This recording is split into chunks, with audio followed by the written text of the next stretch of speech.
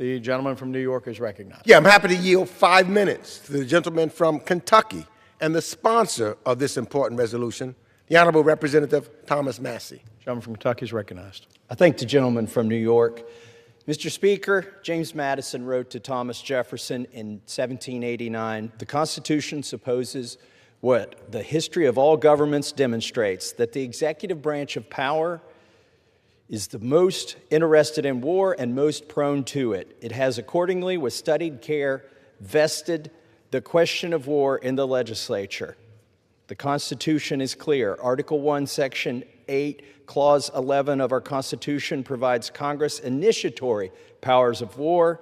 Article 2, Section 2, Clause 1 of our Constitution gives the President operational powers of war to wage that war. Even if this body were to pretend that the 1973 War Powers Resolution supersedes the clear language of the Constitution, the President still has not met the conditions required by that law itself. The 1973 War Powers Resolution states plainly that the President may only introduce U.S. armed forces into hostilities pursuant to 3 conditions. Either 1, declaration of war, 2, specific statutory authorization, or 3, a national emergency created by an attack upon the United States. None of those conditions exist today. Iran has not attacked the United States, Congress has not declared war, and Congress has not granted specific statutory authorization.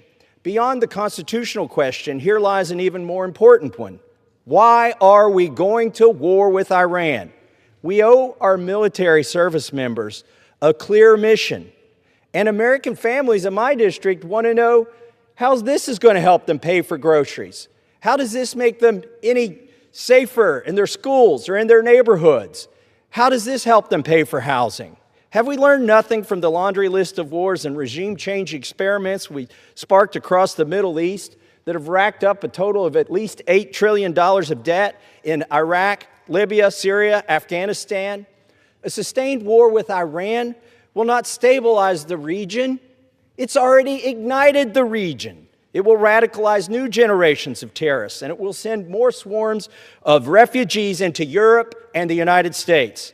Iran is not Venezuela. The Ayatollah was not a president. He was a religious leader from a region notorious for radical Islamists. And the United States and Israel turned him into a martyr. And in the process of doing so, we've already expended billions of dollars, and more solemnly, 6 American families must now lay to rest their sons and daughters. And for what?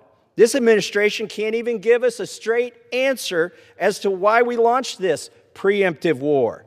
The president says we had to strike first because an Iranian strike was imminent.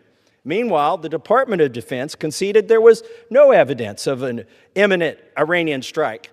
Some told us this war was about nuclear weapons, but 6 months ago, we were assured our last strike on Iran decimated their nuclear program. So which is it?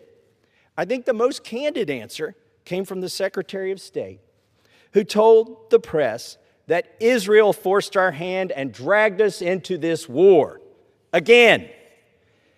And that truth is the very reason why it is Congress that must decide war. If American lives are to be risked and American blood is to be shed, that decision must be debated and voted on by the representatives of the American people. And that debate is meant to be arduous. And that vote is meant to be hard. I have a theory.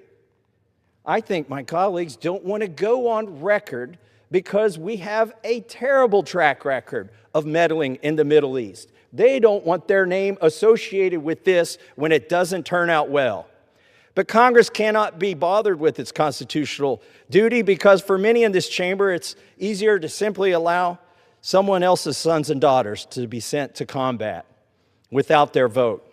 And to be clear, we aren't even here to declare war today. All we're voting on is a war powers resolution to reassert the Constitution, that Congress must decide questions of war.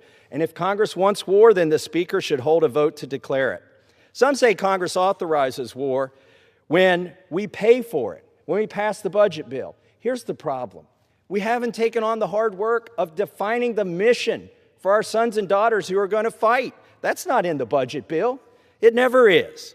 And to the men and women who are engaged in combat, I sincerely thank you. and I pray for your safety. It is for you that I wrote this resolution. It is for you that all of us are here on this floor working so hard to force this vote so that you will have a clear mission that you deserve, so that you will know when you achieve it, you can come home. And with that, I urge support for this resolution, and I yield back.